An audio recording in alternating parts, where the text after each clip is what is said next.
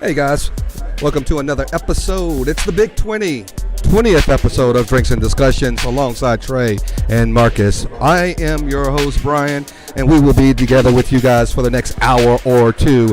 We are coming to you live from the Uncorked in McKinney off of Virginia and Custer. You can also find us streaming live on Facebook, Twitch, and YouTube. So sit back, relax. We've got a lot of topics to discuss with you guys tonight, along with some fabulous drinks with our superbulous, fantastic bartender, Mr. Danny, who is over my shoulders, and I'm sure you guys probably cannot see him, but he is playing a little dominoes behind us. So if you get us, if you see the camera shaking, Trey and I might be partaking of a little domino action in the midst of this podcast. What up, gentlemen?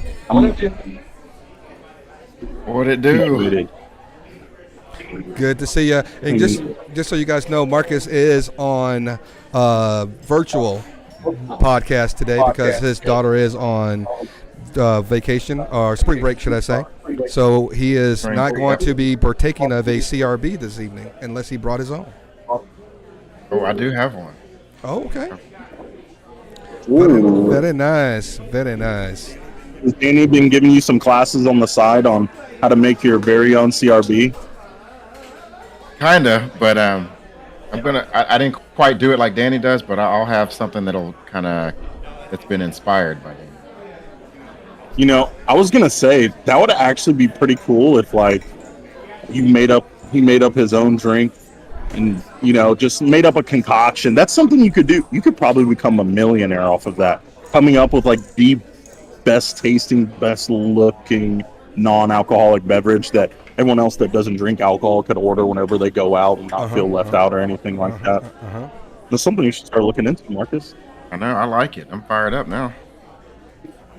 I might steal the idea for myself now. Honestly, I was thinking about it. I was like, this is $1 million idea.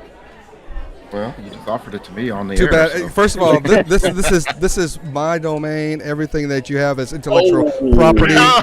Intellectual property owned by me. It's already being fought over.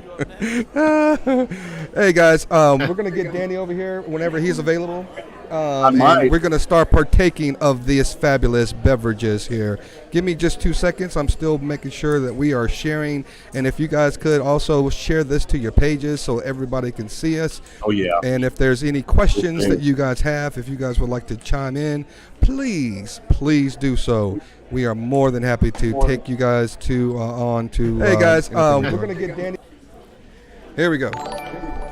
When Danny comes over, I really just want to start like a chant, but I don't know if it'd be acceptable in here just to get that loud stuff. Danny. Hey, by the way, Danny, let me change the camera over here just so you can see Danny just a little bit more.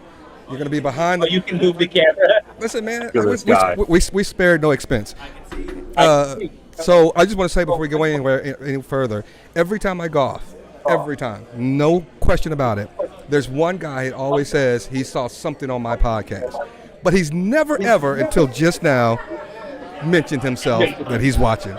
So Ken, my main man, Ken Q, I see you, Chief. Thanks for watching, man. All right, Danny, tell us what you got. So I don't know much about these, to be honest with you. I was reading this is High West Double Run. It's Double Run. High West, TABC, on that bottle. Shout out TABC.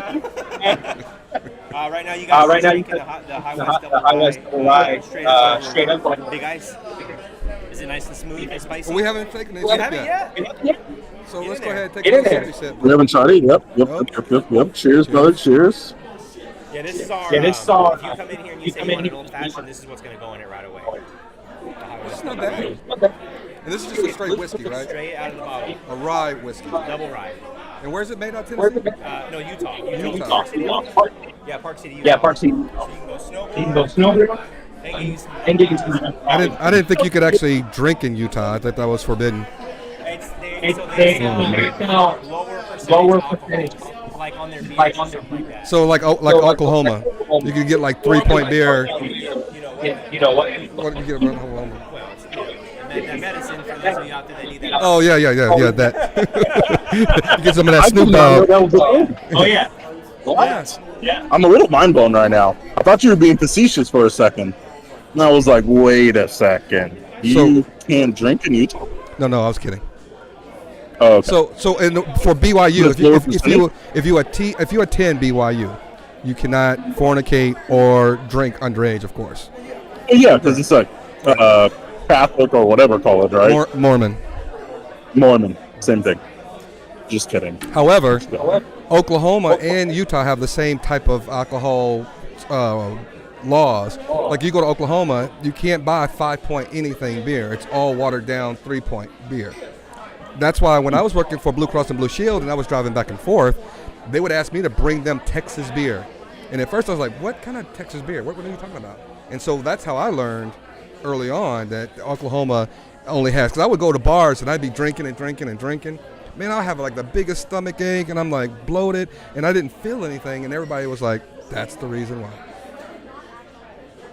Man, Brian just admitted on live podcast that he used to be a dang moonshine runner, pretty much, essentially, is what he just said. I wonder if that's illegal. It's got to be, right? No. Or past the limits. No, listen. The statute of limitations. Wait, this is not the Jim Crow laws, man. What are you talking about? I could take white women and alcohol across state lines. What are you talking about? Okay.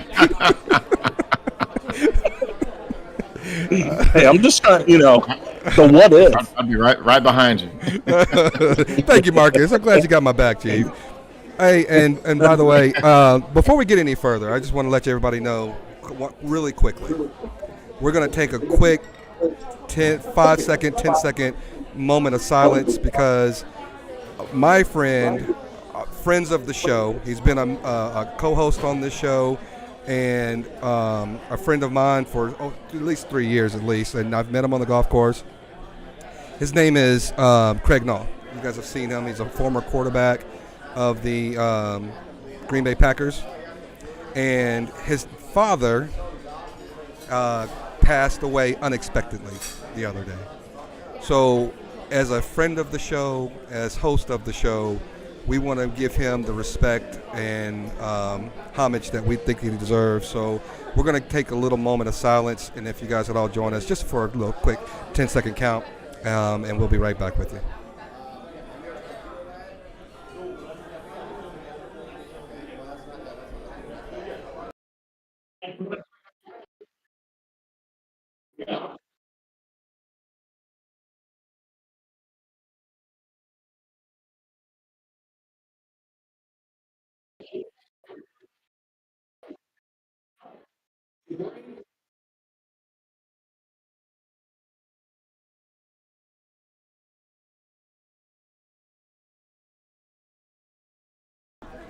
Okay, we're back.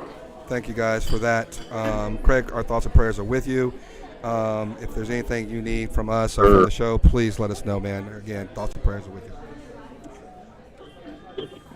you. This High West, back to the drinks portion, I know my friend used to have High West used for his old fashions, but I've never had High West just sipping on it. It's actually not bad.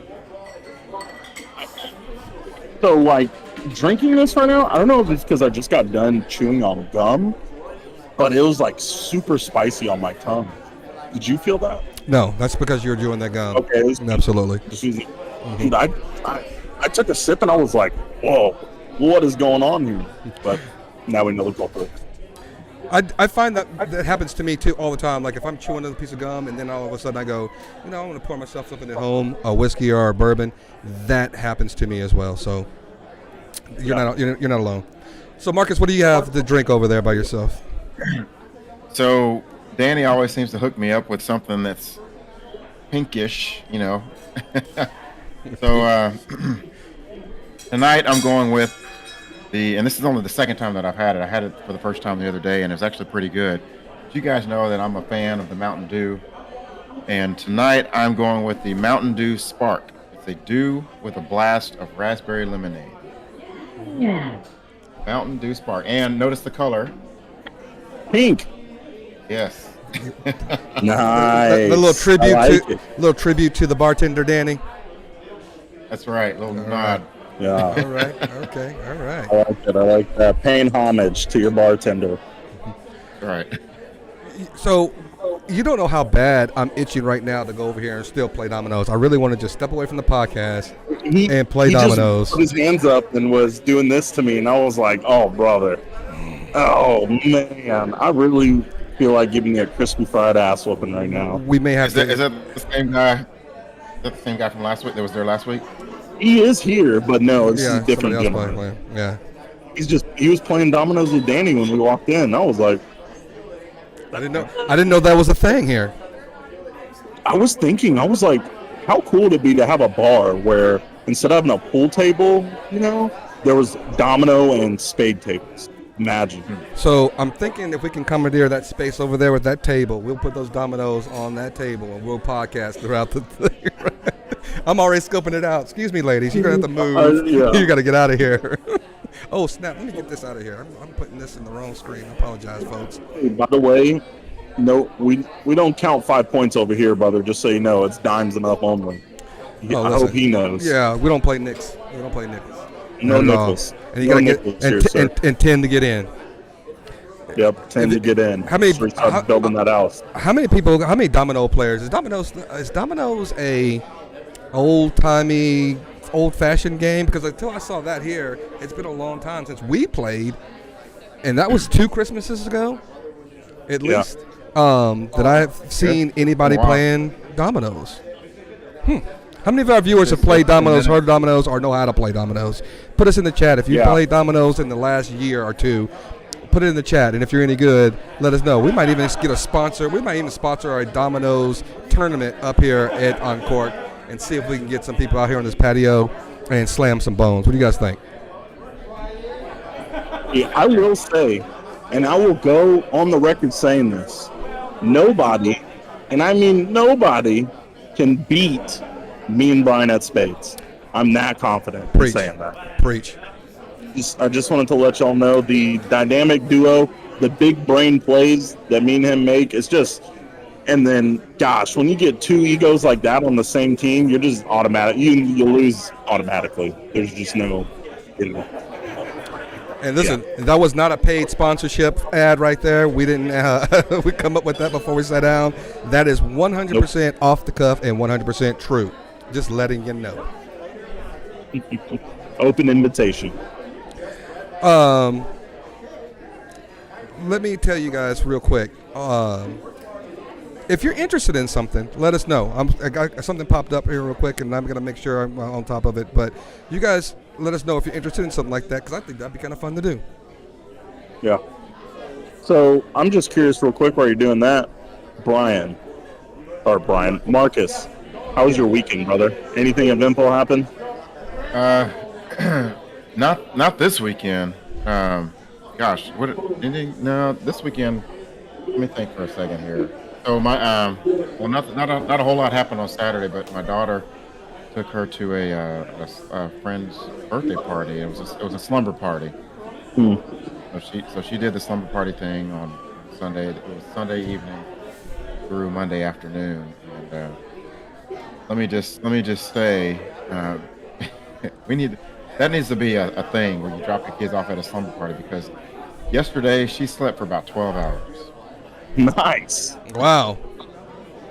So, yeah. So I'm curious in this, because, I'm a parent, like you two as well. So, and it's just a question, I just like to see what everyone says, because everyone has different parenting styles, right? Was there a certain age before you allowed your daughter to go spend the night at friends' houses? Were you like, okay, you're this age, you can now go spend the night at friends' houses? Or was it more a combination of, okay, I have a personal relationship with this child's parents, it's okay, go ahead and spend the night, yada, yada. Go ahead, Brian. No, I'm going to let you go first. Okay. Yeah, for me, I think the short answer is there wasn't necessarily an age. It was to your point more of knowing the parents and kind of having an established relationship. For example, when the kids are in elementary school, especially when they start out in kindergarten, all the parents want to get to know each other and this and that together, and start getting invited to birthday parties and all that good stuff. And so from the time to about third or fourth grade for sure, the whole sleepover thing starts coming up. In some cases, it happens sooner, but usually it was with a parent or a family that I had become, pretty close to and was comfortable with it, and that sort of thing. But now that my daughter's 11, she'll be 12 next month. There are other things that you kind of think about a little bit, but yeah, I don't know that there was really an age. Well, I'm a helicopter parent. I'm going to tell you that I'm the guy who, for all my children, I'm the guy who's, okay, I got you. Don't worry about it. I got you. And even if they're 12, I'm still like this with my daughter. Okay, just be careful. You're making me nervous. Be careful up there. And my son is 3, and, he's doing the exact same thing he always does. All kids are, trying to climb on stuff. When he gets on a swing even, I'm afraid he's going to fall back on the swing because he's 3. I'm still like, you don't know yet that you don't know. So when it came to my eldest daughter wanting to spend the night, there were 2 things that I wanted to know first. I wanted to know the parents, because I don't want no crackpot is abusing his wife or mean to his kids, and my goddaughter's going to go over there and witness that crap. I don't want them to be some crackpot gun enthusiast with guns all over the place and teaching their daughters how to fire ammo or fire guns every Saturday. So my daughter went to spend the night over her soccer teammate's house the first time. And the funny thing that happened is, as nervous as I was about it, my daughter was still as nervous, and I was the dad that she called, and in the middle of the night she couldn't sleep, and I had to go and pick her up at like 1 o'clock in the morning because she said she didn't want to sleep over. So I know from a wise old man that I knew who passed away a long time ago, told me that kids will always learn when they're ready to learn. And there's nothing you can rush them about, and there's nothing that you can push on them to learn any faster. They just learn it on their own. And same thing I think happens when they're ready to spend the night and they show that they are, 10, 11, 12, whatever the age may be, that, if something goes wrong, they know that they can call their parents, that their parents are going to be available to come pick them up no matter what time it is. If they have that instilled in them, I think it doesn't matter what age they are. It just matters how mature they are in order for that to happen. And we got some viewers out there. We got up to 6 viewers right now, guys. We want to appreciate you guys taking a moment out of your night and spending it with us. We're just talking about, Trey asked the question, how old do you have to be? How old were you when you let your kids spend the night over at another person's house? I think it's scarier now than it was before as well. And by the way, I'm qualifying my statement by my parents never let me spend a night over at anybody's house. Really? See, I like learning that because even now, and it may sound bad or like look down, it's just like a thing with me, right?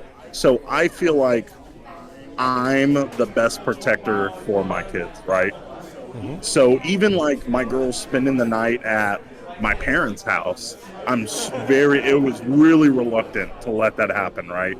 They were like, let them spend the night. And I was like, Callista does this, Athena does that. She's super sneaky. Really, I don't think you understand. Like, they literally tag team. They're Irish twins.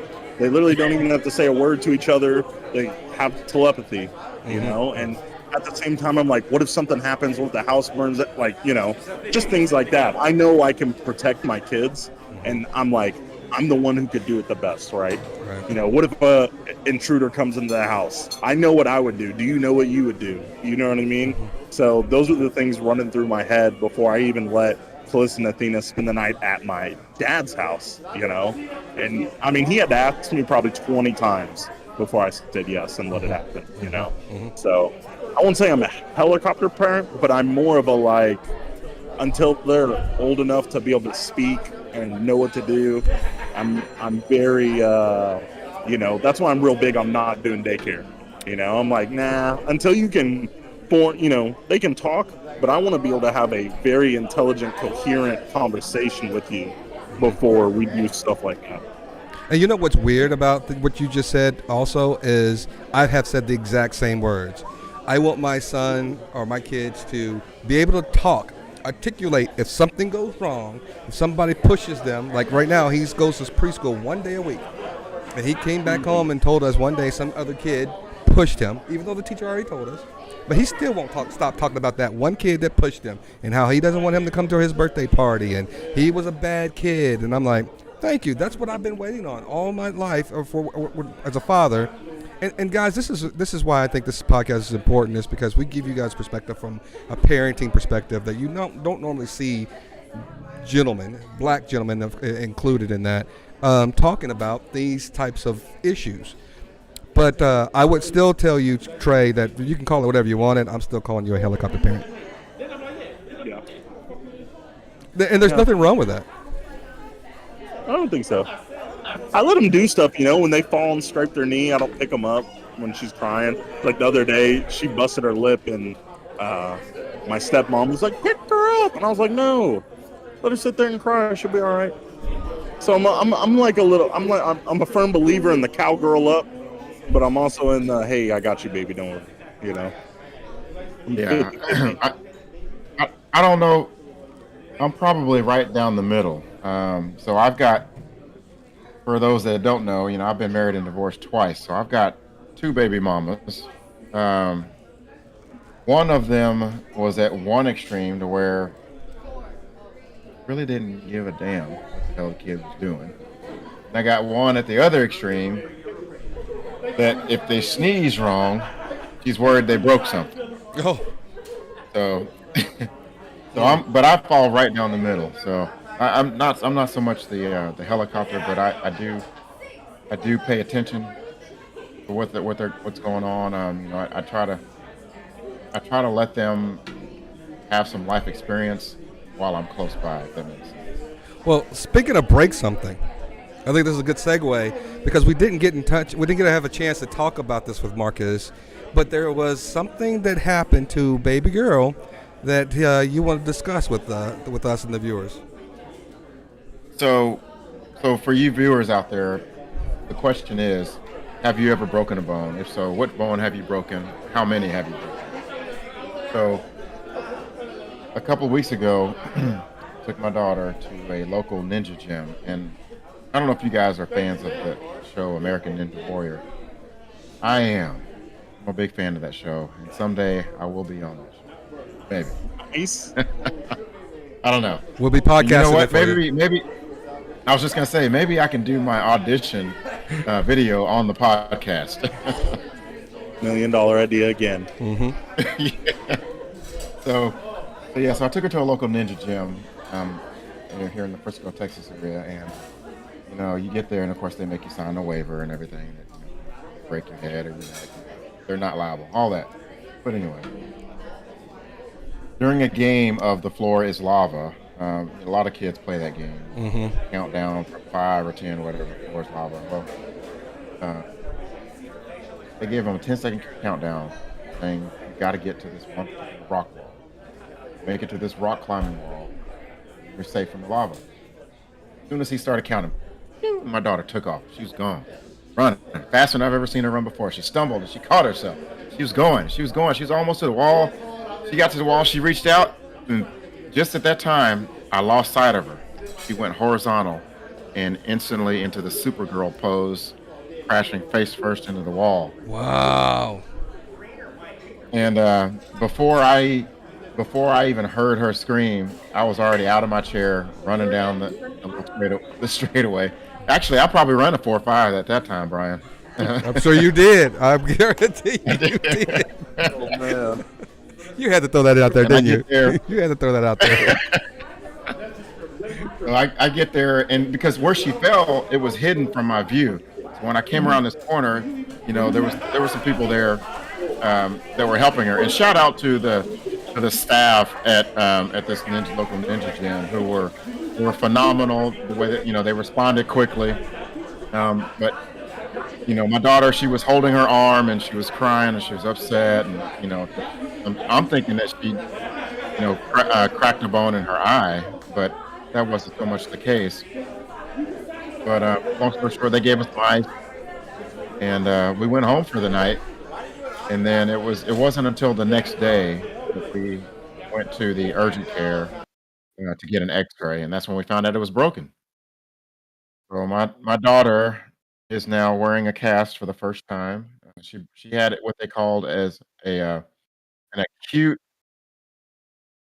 um, she had an acute buckle. What do they call it? An acute buckle fracture of the distal radius. Whoa. So when you say acute buckle fracture, like buckling makes me think the bone went like this. Is that essentially what happened? Yeah, kind of. It compressed. It compressed to the point to where part of that bone, it compressed part of the bone where it's sticking up now. But it's not. But it's got like a little curvature on it now. That part of the bone so it's kind of curved, which is interesting because I didn't think. I'm thinking, gosh, what are they going to do? Are they going to get in there and set it, or are they going to have to push it back in, or what are they going to do? Well, the doctor says, at this age, that bone is just basically going to regrow, if you will, and the way that it's going to grow back, it'll smooth itself out. So basically, her wrist in that particular part is going to get thicker.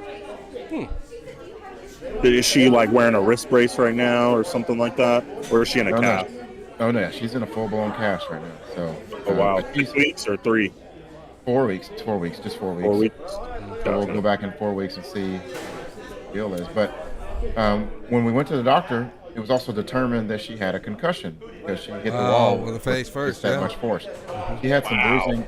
She had some bruising around her eye and scratching. So nothing internal, but she had a concussion. Well, how is she dealing with the cast? I saw a picture of her. You saw a picture. I don't know if you guys have ever broken a bone, or if any of your kids have broken a bone. Can you hear me? Can you hear me now? No, we can hear you, brother. Okay. So how is she dealing with the cast and all that kind of stuff? Is she a trooper, or is she, loving it, hating it? Oh, she's good now. The part I think that she hated the most, those first 48 hours, because that first 24 hours is when we went to the urgent care and got the splint put on. That splint wasn't comfortable. That wasn't their specialty. They were just doing their part to make sure they try to minimize any further damage. But then within that next 24 hours, we got her into the doctor, get to the orthopedic over at the Andrews Institute at Children's Hospital in Plano. They were phenomenal as well. Very good with her. Very tender with how they handled her and diagnosed her concussion. Great staff over there. So my question now is, will you let her go back? Yes, and I want her to go back. I almost need her. Just for the psyche? Yes, and remember I was telling you how I've got two baby mamas, one at one extreme, one at the other, and I'm somewhere in the middle. So I can't let that fear root itself. But I'm not trying to push her out there. The minute day one she gets out of the cast, and we're talking, it'll be several months before I'm comfortable letting her go. Where the odds of that happening again is slim to none. So yeah, she should have that confidence that she should be able to get right back up on the horse. Right. So I have a 3-year-old son, and I know we were talking about daughters, but I have this fear. I don't know where it came from. None of my kids have ever had a big problem about it, but I have a big fear of choking. So anytime I hear my son cough and I know he's eating something, even if I'm in my office, my wife probably gets mad as hell because she thinks I'm interfering. she always says that too. But I get out of my office, I run in there and I go, "Are you okay? Are you okay?" And she always goes, "If he wasn't okay, I'm right here." I'm like, "I know, I got it, I know." But I'm like, Trey, I'm that protector. I know if there's a problem, I know I need to be the first one to be the response person. I mean, look, I'm going to be there. So sorry, I know my wife thinks I get on her nerves, and not saying it's a good quality or a bad quality, but it's a quality that we have, that we are just protectors. Not everybody has it. I'm not saying this is a male thing. I'm not saying that women can't be protectors, but I'm just saying, as far as Trey and I are concerned, what we're trying to articulate to you guys is that we are that protector. So when something goes wrong, we want to be the first responder. It's like a fight. If I see somebody in a problem, having a problem with somebody else, I'm not gonna sit there and film you with my video camera or my cell phone. I'm gonna go in there and I'm gonna at least try to break it up. Or if I see some guy, pouncing on some woman, his ass is getting beat. I'm just saying, they're gonna have to pull me off of him. That's just the kind of how I'm put together. And I think Trey shares a little bit of that in our workings, because I can't see him allowing somebody to, beat on another woman as well and just videotaping it. But it's funny y'all are saying this, because now it makes me think, your fear of choking, the dilemma of, or not more so a dilemma, but, getting your daughter back out there so she doesn't develop like a fear to do active sports. So I want to talk about my fight or flight moment that I had with my daughter 2 years ago. I think I've told y'all off podcast, but I want to tell everyone about this. So it's a pretty juicy story. Not juicy, but it was a pretty scary moment. So let me paint the picture. I just got home from work, walk in. This is when I'm with my ex-wife. She already had 2 kids of her own. They were like 10 and 11 years old. And then Calissa and Athena. Calissa and Athena at this time are like either 3 and 2 or 2 and 1. One of the two. I can't remember. I tell my stepson, hey, buddy, go take the trash out. Because I saw the trash is full. That was like one of my pet peeves. Hey, if the trash is full, take it out. Don't wait for someone to say something to you, right? So he goes to take the trash out, and we got an alleyway in our house. So you open the garage, and the trash cans are on the side. So he goes out, opens the garage. I think it was trash day, so the trash cans were on the street already next morning. So my truck's back there. He walks back there. No, I don't have to be on camera. You don't have to be on camera. VIP service. Don't tell her she was on camera. I saw her. I just got to say it. I said, oh, no, you're not going to be on camera. Crazy. Thanks, Danny. Anyway, go ahead, sir. He walks out on the left side of my truck, goes and puts the trash can in it, comes back up the right side through the garage, shuts the garage door, comes inside. This is probably like 2 minutes later. I'm like, man, it's really quiet in the house. And you guys probably know, as parents, when it's quiet, something's wrong. Someone's getting into something. Someone's doing something they're not supposed to do. So I'm like, Athena. She comes pattering around. We have tile floors, so we're rock tile, so it makes a lot of noise whenever you walk on it as a baby with bare feet. I'm like, Calista. Don't hear anything. Calista. Don't hear anything. I'm like, this is getting, something's going on. Let me run upstairs, see if she's hiding or something. Run upstairs, yell her name, and when I yell, she always knows, hey, playing time's done. I need to go to bed. Right. Nothing happens. I'm like, everyone start looking for Calista right now. I open every door upstairs. And we have a decent-sized house. We have a 6-bedroom house, so I'm opening every single door, opening the cabinets under the bathroom, all 4 bathrooms. I'm looking through everywhere. Don't find her.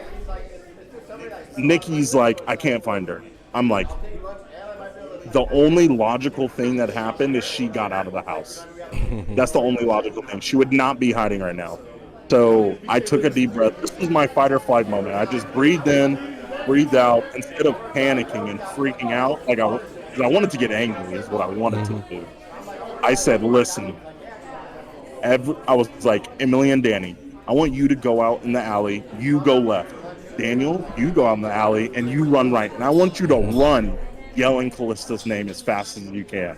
And so me and Nikki went out the front. Nikki went left way down the street and I went down the right. And as soon as we did that, I got on the phone with 911 because I was like, the faster I let 911, absolutely. We like, you know what I mean? If someone were to take her, which in the type of neighborhood I was in, no one's going to take her, right? But regardless, I'm going to call 911 and tell them. I'm like, 911, hello, blah, blah, blah. Hey, my daughter's missing. They say, is she wearing pajamas? And I was like, yes. She was like, what does she look like? I'm like, bleach blonde hair, bright blue eyes. They're like, someone already has her. And I was just Oh, my God. this is the second I walked out the door and called 911. And 911 answered immediately. And I was Wow. just like, oh, man. Where was she? They said, so, to get to that part, when Danny walked outside, because I looked on the cameras afterwards, I didn't want to stop and start looking through the camera right then and there. I Right. wanted to like keep going and looking. Yeah. Daniel walked down, opened the garage, and didn't look behind him. And she was behind Calista him. followed him. Right. When he walked around the car, put the trash in, and came up, Callista stayed right here. But when he walked back in the garage door, he shut the garage door, and Callista looked at it like she was scared, didn't know what to do, and didn't walk back in, run under the garage while it was coming down. Right. So then you just see her look around, and start walking across the alley to the neighbor directly behind him. Mm-hmm. And Thank God, yeah. They were outside in the yard working on their yard. So they saw man. her when she walked through the little alley part of the houses. But when I tell you that was the most scared I've ever been in my life, but I had to stay calm and like direct the family of what to do so we could find her. Like, yeah, it was crazy, and something like that never happened again. But at the same time, I was like, man, at least I didn't freak out and like start panicking. Like, I just took action. I don't know how you survived that moment without freaking out, or anybody freaking out. Because I can imagine, I cannot imagine. But if I tried to imagine, I think I'd be freaking out. I'd be kicking in doors if they were locked just because I was that panicky. I would be chunking stuff out of cupboards because I'm looking behind stuff. I would tear that house apart while I'm on the phone with 911. And then I'm sitting up there calling, and I don't even know if I could direct anybody to do anything. I think somebody else would have to do that because I would be freaking panicky. Yeah, Nikki was bawling her eyes out. Well, yeah, Bawling. I can imagine. And I was like, listen, you need to stop and you need to run that way and look for our daughter. Mm-hmm.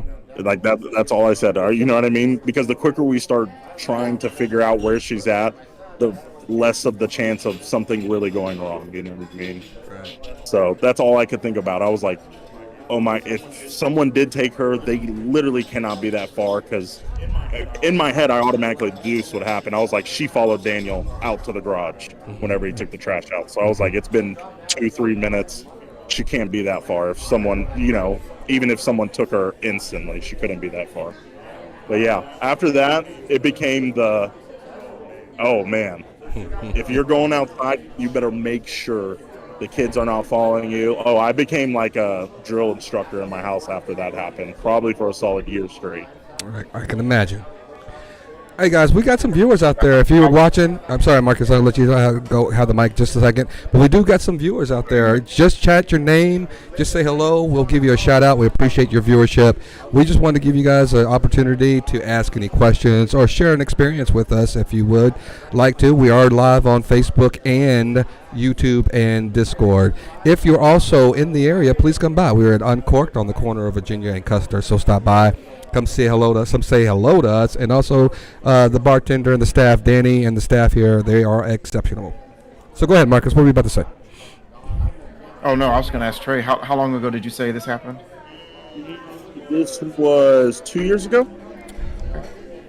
Yeah, Man, it's scary, man, and that's the thing that is so frustrating about this world. Is, I mean, it's a good thing that ended up in the right place.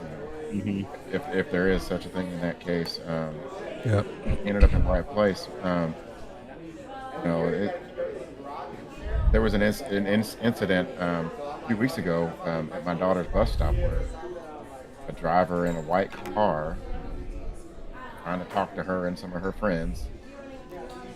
They haven't seen him since. There's been more police patrol, bus stop, but just stuff that makes you think. And gotta, because you have to make them aware, and you have to, you also try not to scare them, but you got to make them aware that that not everybody is pleasant. It's funny that you say that too, Marcus, is because that is one of the reasons why I do some of the things that I do in my neighborhood, because I do have a 6-year-old. Sometimes, even though my son doesn't, but kids sometimes get away from their parents. They think it's funny to run away. They think it's funny, or they think that the ball runs into the street, that they can just run out in the street. We're in a family-oriented community, and when I see people going 35, 40 miles an hour down a street that they should be going 20 miles an hour, I always step in the middle of the road. If I'm out there, if I'm mowing the lawn, you'll see me waving my hands down to stop speeding. And if they stop and ask me what I'm saying, I say, stop. Wait, what's the problem? What's the fire? And then they sometimes get a little attitude with me. I said, well, you stop to talk to me. If my hand gesture, or if you think me telling you to slow down bothers you so much, I mean, what do you want me to do about it? Do you want me to stop mowing the lawn? You want to fight right now because I told you to slow down? Is that what your agenda here? Let me know. So, my wife hates that, by the way. She absolutely hates it. But Are these your neighbors? no. So my neighbors know me. So my neighbors know that what kind of person I am, and I don't think I wouldn't be friends with anybody neighbors if I saw my neighbors doing that constantly. I don't think I'd be friends with them. I wouldn't be neighborly to them. I'd be on their ass all the time. Look, Chief, man, you are always speeding, man. Is there something we can do about this? I mean, you don't need. Is there a reason why you're doing that? I got a small child, and I don't want my child to get hurt because I don't think you want to hurt my child because that would be the last thing you ever saw in life. So, these are people in our neighborhood, and we actually have a community Facebook page, and I call people out. Other people call people out as well, and I'm not afraid. Look, those people to me aren't. I don't think they think rationally. I think they're selfish, and I don't know if they actually care about other people other than themselves. So they're not going to come back and say anything. You may find one person or two people that get really mad about something, and I'm not suggesting other people to do this, but I'm just saying I'm a community-oriented individual. I want my neighbors to be safe. I want our children in their neighborhoods to be safe, and I'll do my part in order to do that. You know, it's funny that you talk about the whole neighborhood Facebook groups, because I'm curious, and for everyone watching, if you're part of your neighborhood Facebook group, I'm curious to see your input as well. But I absolutely cannot stand the neighborhood Facebook groups. Majority of the reason being, and I don't know how to say this without sounding whatever, tooting my own horn, but in my neighborhood I was in, we were probably the youngest family there. We weren't probably, we were the youngest family there. Everyone there's a lot older. My HOA was like, actually I'm not going to say that because it's not comparable, but my HOA living there was the most strict thing in the history of time, which I'm okay with, you know, keeping your lawn mowed, keeping your bushes trimmed, you know, fences have to be nice, nothing can be discolored, whatever. But dude, when I tell you they would nitpick, I left my car parked because I had a work truck in my regular car. I left my car parked and just didn't happen to drive for 4 days. And I got a notice for my brand new Audi, and they said no disabled vehicles allowed to be parked in front of your house. They didn't think I was moved. Because it had leaves under the tires. Mm-hmm. I was like, brother, it's fall. I haven't driven it for 4 days. That's a brand new 2020. Like, what are you talking about? It was insane. Just the most ridiculous stuff ever. So I'm curious, like, how everyone else feels about the neighborhood groups, the HOA groups, because all I see in mine is just people taking pictures of the most minuscule things and complaining about it in the HOA groups or neighborhood groups. Well, I will tell you, I used to not like him as well. However, I started treating my community Facebook page differently, where I used to get mad at people for bitching and moaning because they're like old people, like you say, nitpicking, going around there and saying, why is the entry to the neighborhood look like this? And I look at this other neighborhood had lights like this for Christmas. And why are these manhole covers missing from the wind blowing? I'm like, these people have nothing else to do with their time than to stroll the neighborhood looking for things to complain about. So I started putting humor in my page. And when I start putting humor, I would add something into it where I'm like letting you know that you're actually being nitpicky Betty. Instead of just saying that, I will actually say, you know, I'm sorry, but I was actually trying to dig a hole into my neighbor's backyard or to use their utilities and forgot to put the manhole cover back on or something like that. And people started laughing about it. And when you start seeing people make fun of other people like that and everybody else is laughing at it because they know it's in jest, then those things stopped happening. They don't happen as much. They never stop, but they just don't happen as often. And then people started putting in our community page about, I need help. Could somebody come help me do this? Does anybody know any suggestions about that? So our community page now has become, can somebody help me put this up? Can somebody put this together for me? Does anybody make any recommendations for a pediatrician or a veterinarian or stuff like that? Which I think those, to me, that's what a community Facebook page is supposed to be about. Recommendations. How can I do this? Or what can I do? Where can I go? Is this on sale? Or if anybody needs anything, let me know, kind of a thing. Now, do y'all's neighborhood also use that Nextdoor app? Not as much, I will say. I don't. Yeah, I tried the Nextdoor thing, and I found it was mostly just for like criminal acts or people. Most of the time they'll say, "Why is this man walking up to my door? Watch out, everyone! This man walked up," and it's just a solicitor. Someone would be like, "That's just one of the roof guys," or whatever. I never saw anything actually happen in my neighborhood in the 3 years that I was there until I moved out recently. Well, that's the Nextdoor. I think my wife is part of the Nextdoor, but we get the Ring notifications. I had to stop the Ring notifications. The Ring notifications would bother the heck out of me because they would put stuff about a lost dog at 2 o'clock in the morning to set their Ring doorbell off. And because they thought somebody would be up at that night, if your dog's out at 2 o'clock in the morning, you probably don't know that your dog's out at 2 o'clock in the morning. So why are you posting and getting everybody else's alarm on their Ring app that you got a lost dog that just happened to trip your Ring doorbell? And Ken is putting it to us like, this is a bunch of Karens out there. Are these Karens? I don't know if I would label them as Karens, but I think I may label them as Karens. But I'm not sure. Are they Karens? I'd say some of them are, in my opinion, yeah. The people that are really just say things that are just non-constructive or just, when I see anyone, and this is what irks me the most, is when people complain about children having basketball goals up, and they say you're not allowed to have a basketball goal up. That irritates me absolutely to no end, the basketball goal thing. You missed him more than me. You missed it more. Just kidding. Anyway, that is Aria. She's the bartender that used to come up here. She used to work here, and so she's just stopped by, so I had to say hello. Here's my deal about. Where are you talking? Go ahead. No, I was just going to ask Trey, where are the basketball goals that you Say again? Where were the basketball goals? Like in people's driveways. Oh, okay. Yeah. Mm-hmm. It was ridiculous. Right. Like, brother, you're going to get mad at kids for being active, Or there was like a cul-de-sac where, so like if you imagine or it wasn't even a cul-de-sac. You know what I'm talking about at my dad's neighborhood. It's like our old house. There's no houses. It's huge field. And it's a roundabout, not even a roundabout. You have to turn. Live with those You can't drive houses. there. Yeah, you can't drive there. Can't drive there at all. And there's a basketball goal there that all of the neighborhood kids play on. And HOA said stuff about it. And I'm like, you're insane. You actually have problems. At our old house before we moved to Arkansas, our house was sat on that cul-de-sac.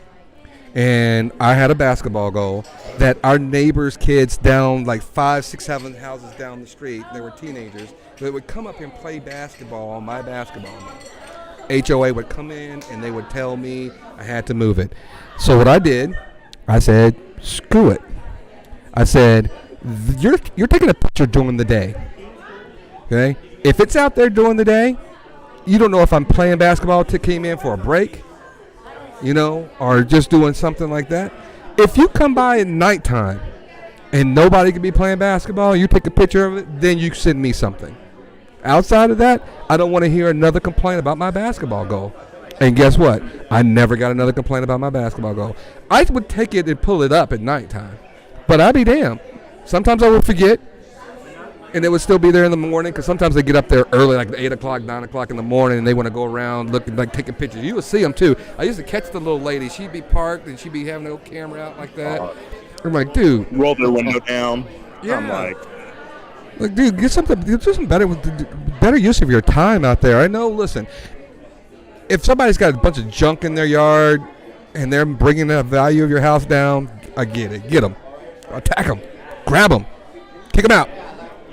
But basketball goals and a couple of weeds in the shrubs, give me a break. Insane. Bananas. Yeah. So let me ask you guys a question. Let's get into something a little serious. I think Trey had something for us that I think he wants to talk about before we get into some of the things that I know it's weighing heavy on my mind for tonight's episode. Ooh. Well, yeah, so one thing I wanted to jump in, it may more so be applicable to me and Marcus. I don't know, you could be active in the... No, I'm just kidding. More so only applicable to me and Marcus. Well, I don't know if it's applicable to Marcus still, but I wanted to talk about how dating has changed since the birth of social media. So regardless of how it's happening, I understand you're married. Marcus, I don't know your relationship status. You haven't updated it on Facebook, so right. No one knows yet. And by the way, right. Marcus is still like an enigma. I mean, he really doesn't give us a whole lot. Trey and I sit on here and we'll spill our beans, and all we get from Mr. Ninja Warrior is, I want to compete, I want to do this, I want to do some pull-ups and some push-ups and drink some Mountain Dew. We're going to have to get Marcus to open up, and I think the only way to do that is we're going to have to sneak some alcohol in that Mountain Dew. Yeah, I think so. Loosen those I wonder lips. how upset he would be if we did that one time, Just drugged him with alcohol.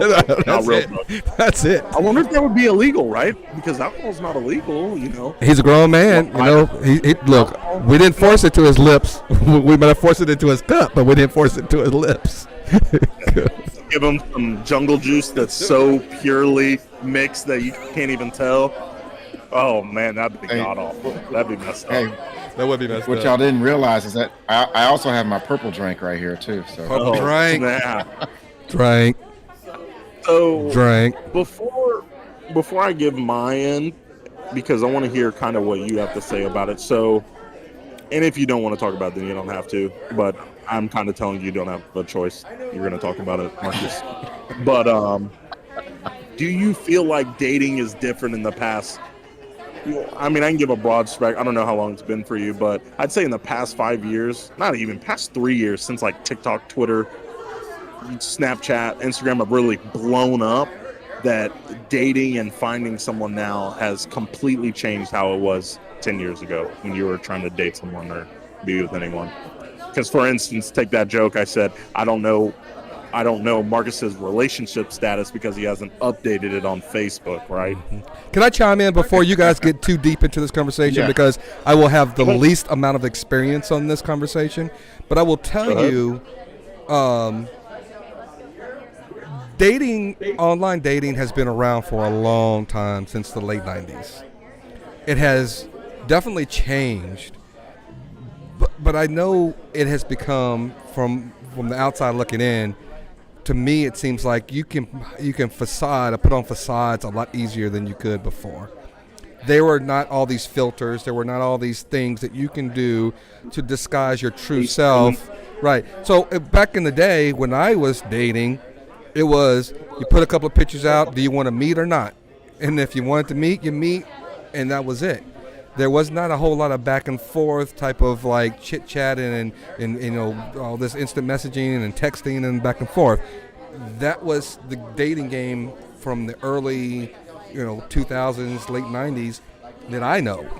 So I don't know what it's like right now. I you guys have to educate me, because if it's anything more than that, I feel sorry for you chumps. You better find one like I did, man. Y'all better get it. get the getting. Wait, one more second. Because I didn't seen those ladies that be like, catfishing. I saw some of those videos where that lady got no teeth, and then all of a sudden, boom, she took her hand down. And it was like, what the heck just happened? So, y'all better find somebody. Y'all better find somebody. For all you catfishers out there, die. I feel like you've had some experience with that. I want to hear some catfish stories from you now. Come on, Marcus. No, I don't have any catfish stories. But I'm going to piggyback on what you said, Brian. I think, if I remember correctly, like you said, in late 90s, early 2000s, I think it was the the online dating was more like, I think you had like it was like a phone account, and they could leave voicemails in this phone account, this mysterious phone account, and you go in there and have to check these accounts and something along those lines. I don't know about that one. They might leave a phone number for you. Yeah, I don't know about that one. Oh, no, wait, were these Russian women, Ukrainian women? What's going on? Leave a voice message. What's going on? They were Swedish women. Swedish. Go ahead, Marcus. Oh man. No, Trey, I think it's definitely different. So about 4 years, what's this? I think it was about 2015, 16 time frame. I had been, divorced from my daughter's mom for a few years at this point. I'm thinking, man, and I would just, go out with no real agenda. I wasn't looking for a relationship, didn't want one. I thought all women were bad. You good on In battery? some ways, I kind of still, You good on battery? still do think that sometimes. Oh, sorry, Oh Marcus. yeah. No, you're good. No, you're good. So about 2015, 2016, I was talking to a buddy of mine, and I was like, man, what's that online dating world like? He's like, oh man, Marcus, you got to get out there, man. You got to get out there. You got to do it. You got to do it. He said, I said, well, which one do you do? I mean, I've heard a lot about this, heard a lot about that. He said, no, you got to get on Tinder. You got to get on Tinder. Go. This is about 2015 and 16, remember? So I said, I don't know about that. But anyway, I started doing some digging around and looking, and I ended up on two of them. I went to OkCupid, and then I went to Tinder. On OkCupid, I'm telling you, if you guys knew me, I will.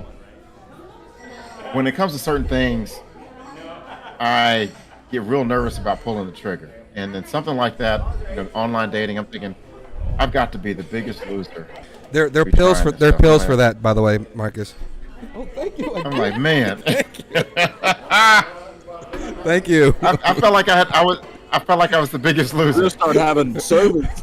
Yeah, look. I tell you, Drink service. Hey, the staff here is the staff is great here at Uncorked. I may tell you, the staff here is great.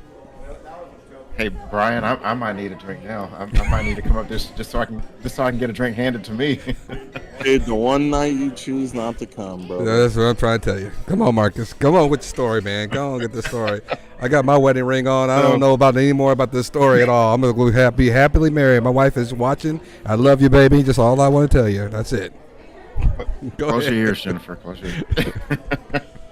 So OkCupid and Tinder. That's where I ended up. But before I got on either one of those, it was so hard to pull the trigger because I'm thinking, man, they want my name, they want my birth date, they want all this information. I'm like, damn, and then I'm already feeling like a loser because I got to get on these sites and everything. But long story short, I got on them, and I was only on those sites for about a year and a half, and I've heard the horror stories, the catfishing, women meeting guys that were horrible and all this stuff. But I'm here to tell you, I had a great experience with it. I had a great experience, and it taught me a lot. It taught, because I probably went on, I don't know, in that year and a half, I don't know, maybe, 12, 15 dates. God damn. But that's over a year and a half. Again, I'm not looking for anything, and anything serious. Obviously, was not active, so I thought that was an okay number to you. You're like, damn. Listen. 15 is pretty Well, low. Well, hold on a second, Marcus. I don't know what this fool is talking about right now. Oh man, he's got steam coming out of his ears. I don't know now. what's going on here. What? Go ahead, Marcus. Sorry. Sorry. So 12 to 15 dates. Wasn't trying to, I wasn't always active on there. Didn't always get out there. Let me find out though that Marcus but is secretly remarried again, and he's got somebody like at the house, and he thinks we're too embarrassing to bring her around and all this other stuff. Let me find out Marcus is ashamed to be on Drinks and I would Discussions. be so offended. I would be offended. Probably have about 3 wives, one in a couple different states. Not only does he want to be on the Ninja Warrior, but he wants to be on Sister Wives. He wants to be on all the reality shows. Okay, all right, Marcus. Go ahead, Marcus. See, it's spring break, and I told you I have my daughter, and I do, but maybe I'm in another state, with. But anyway. Wait a minute. That blurry. Wait. That blurry. You don't get to drop that nugget. You got to elaborate. No, I'm kidding. Right. Well, see, so you had all the. You say you had some great experiences with it. So and here's you alluded to something before, and I didn't really want to expound upon it, but you said that there is somebody that I think that you are still kind of seeing, not seeing. Yes. You are seeing. Yes, and sometimes, truth be told, sometimes it depends on the day. Yeah. So it's on again, off again. Positioning of the moon and the sun and the stars and all that stuff. So. I'm picking up what you're laying down. So wait a minute. So you're married, is what you're telling me? Bang! You got it. No, got him. We have exposed you, Marcus. Nice one, brother. Rings on his hand. I like that, and it's cool because I just wanted to see like different perspective, right? Main reason is because it's totally different now. I don't know when you were last on Tinder. Was this a year ago, this year, 2 years, 3 years? No, it's been since 2016. Okay, cool. So obviously I'm not recently divorced, but a year. It's been a year. And I remember Tinder had just came out when I was graduating high school, or maybe like my senior year of high school. Back then, you could download it and like find a date, right? And actually like meet someone, go on a date with them, hang out, maybe date each other, become boyfriend, whatever. Brother, Tinder now is if you would like to have sex or not. That is purely what Tinder is now. Absolutely. So I downloaded it maybe because, I needed a little recovery time, after being married for 7 years. I downloaded it probably 7 or 8 months after we got divorced. I was like, let me just try it out. Done feeling sorry for myself. Brother, every girl that I matched with, every single pretty much last one, it was, do you want to come to my house or am I coming to your house? And I was like, what? Do you mean are we going to dinner or to go see a movie or let's go to Topgolf? No. So 99% was, let me ask you a question. Do you want some good dating advice, or do you want me to just allow you to expound upon the way dating is now? Because I can give you some real good knowledge if you really want me to, and I'm going to probably impress some of the viewers that we have in it. Because if you really want me to go into it, sit down, buckle up, because here we go.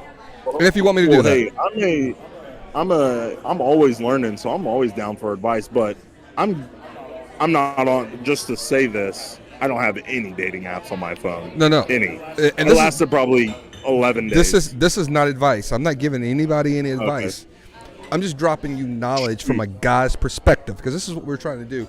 We're trying to give you guys, especially if you're women and you're watching this show, a little bit of insight on what men think and how we think and why we behave the way we do. I was a womanizer, plain and simple. I was a womanizer because I grew up, and I keep saying this over and over and over again, I grew up as a Jehovah's Witness, and I did not experience things at an early age, and I thought I had to overcompensate for it in my adult life. And there were times that relationships that I thought may have been fruitful suffered because I still wanted to do the things that I probably should have done when I was a lot younger. Having said that, you move it forward to technology. I knew a long time ago, dating apps are just for hookups. They are just for hookups. unless you are tired of the hookups. Once you as a man decide that I am done with the games, I am done with all of the stuff that comes with all of those apps, then either you look for somebody who is not just because they're beautiful, but just because you read their bio, or you might have a conversation with someone and then all of a sudden you stop communicating and then they reach back out to you and then you go, oh, she might have been really interested in me. And then you say, hey, I'm going to go ahead and establish a communication with this person.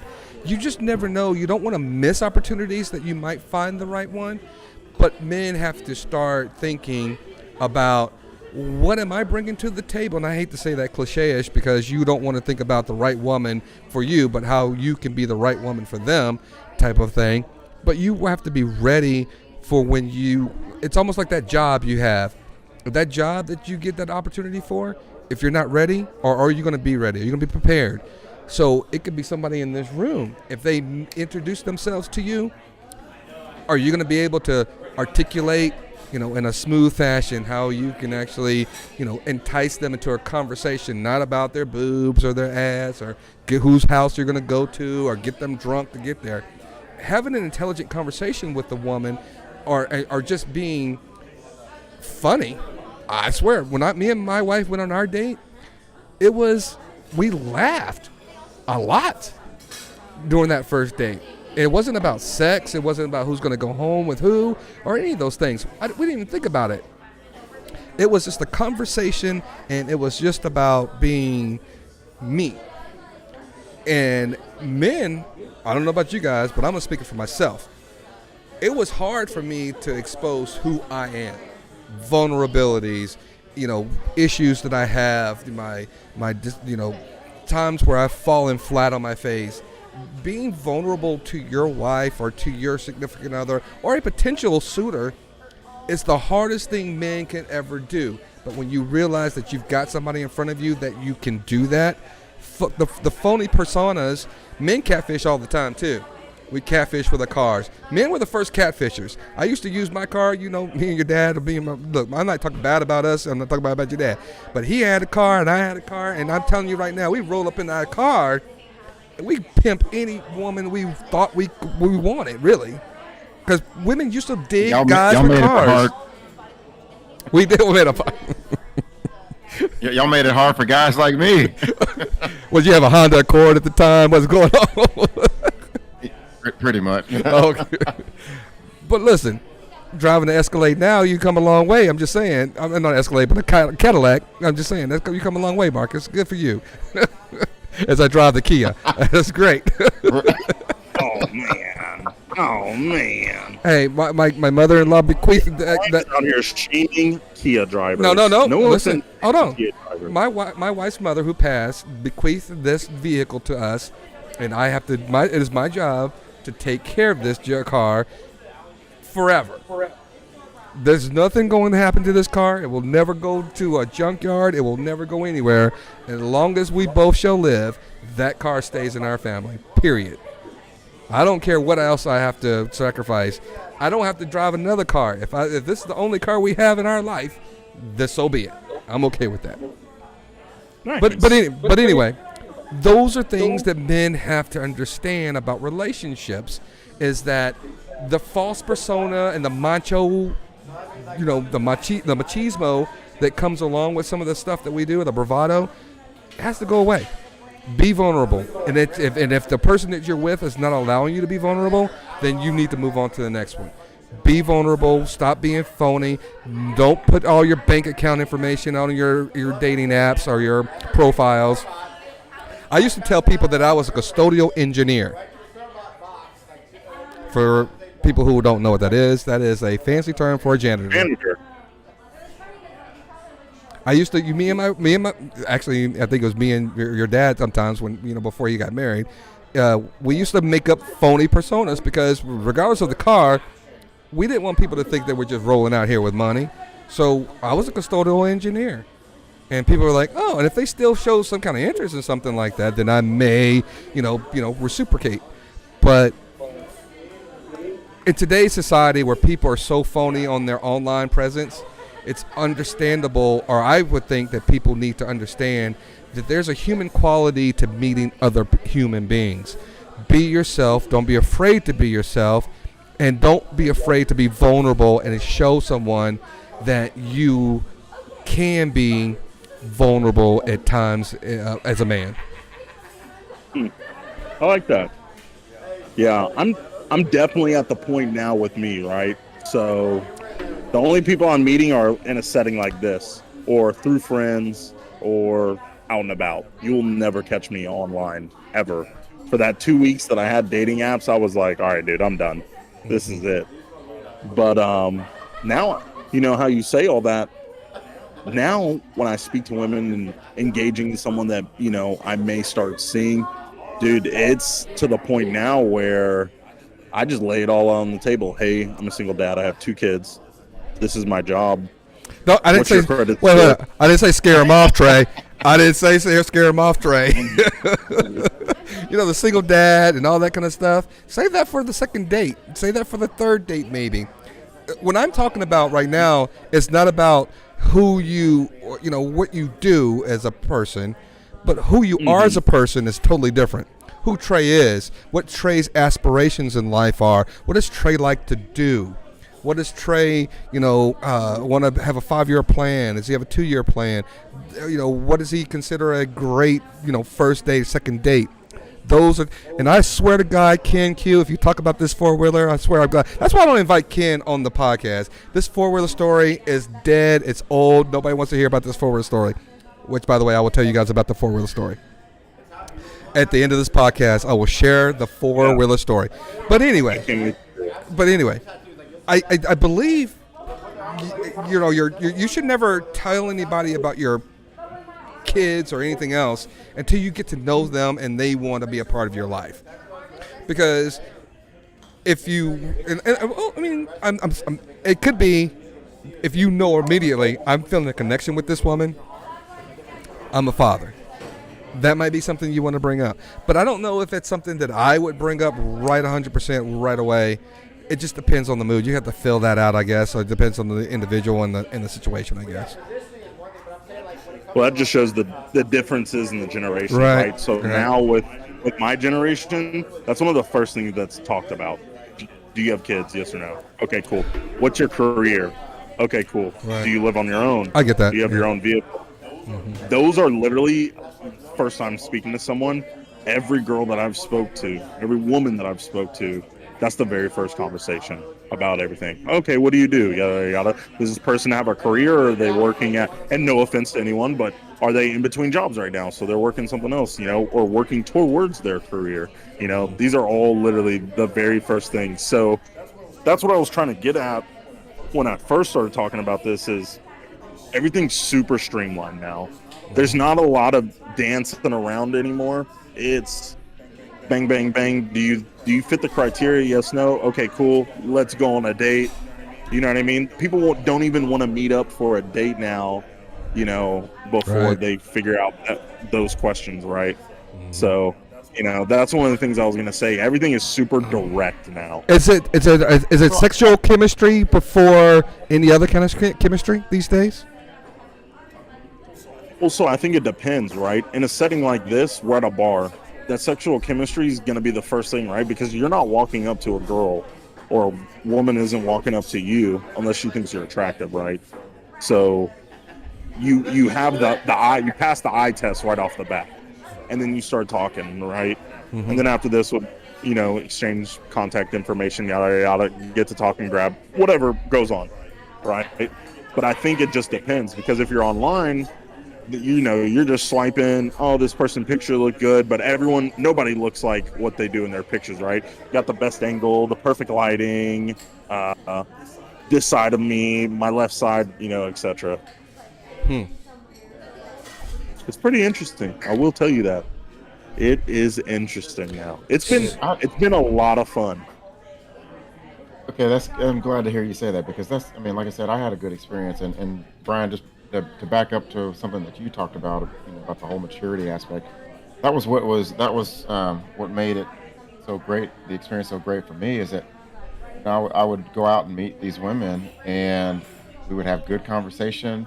Sometimes we'd go on a second date. Sometimes we wouldn't. Sometimes there'd be a third date, and then that's it. But at the end of the day, there was no love lost. There was no hard feelings. If you were interested, great. But we were adults about it, Right. and we could, back to your point, Trey. I mean, we could put things out there, and if I could be myself. If I like something, she could be herself and say, well, no, I don't like that. I'm not interested in that. And it's not a big deal. A lot of times now, Brian, when you're talking about people putting up facades and whatnot, there's a lot of that running around, not just in the dating world, but just in general, where people want to front on who they are and what they have and what they do, and it's F sick. to the R to the O to the N to the T to the I to the N.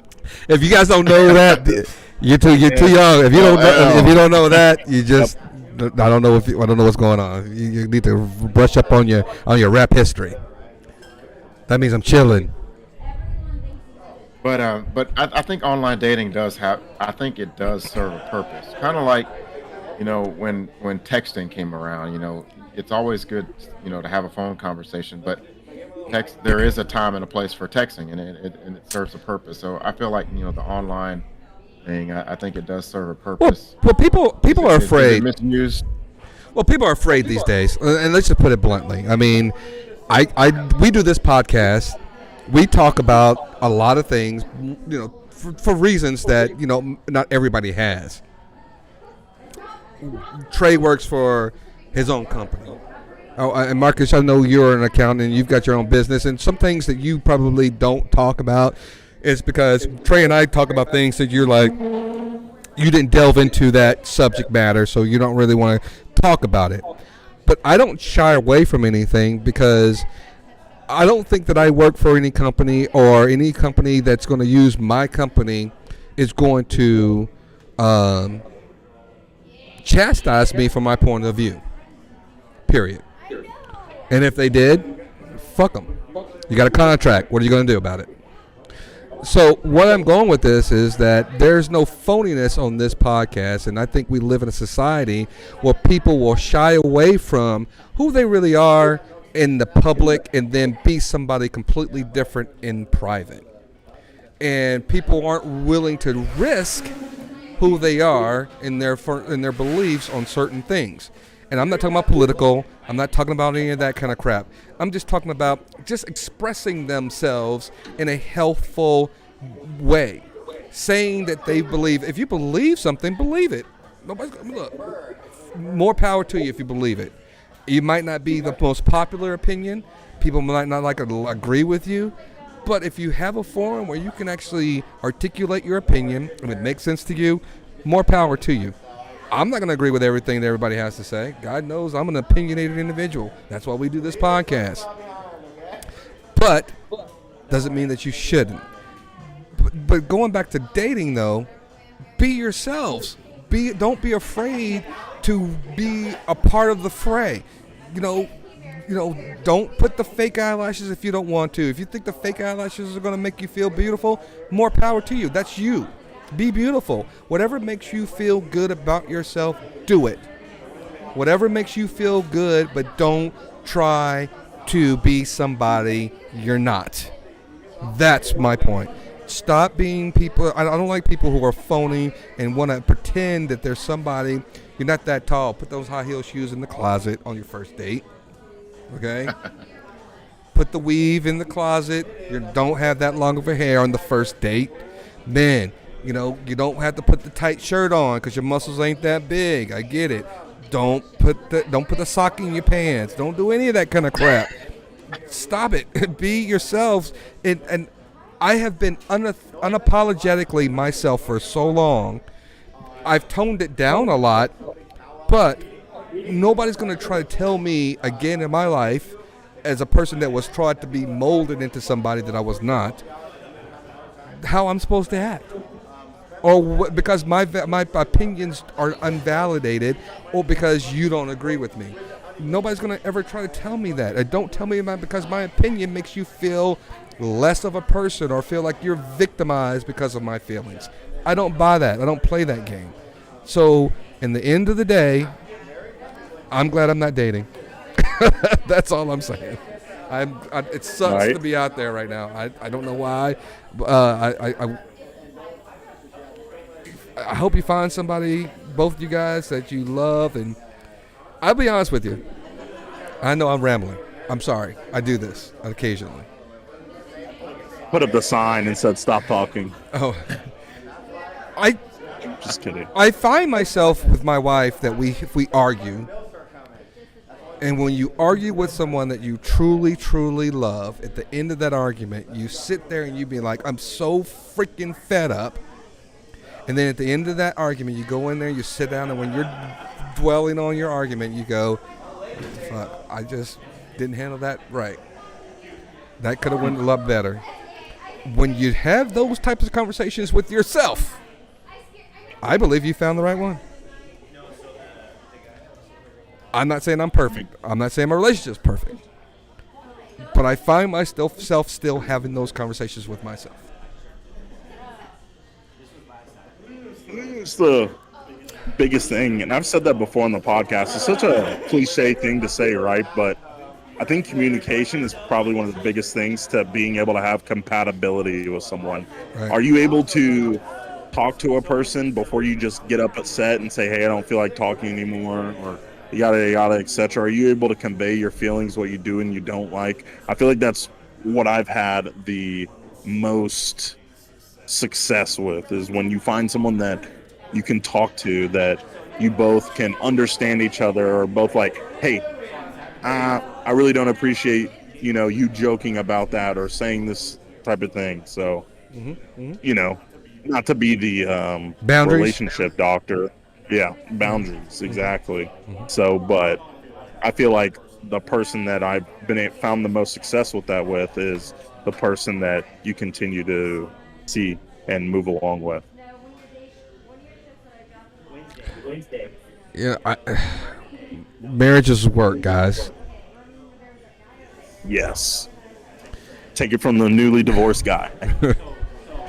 Well, newly, it's been a year. So, in the next couple of weeks, is going to be our 4th anniversary.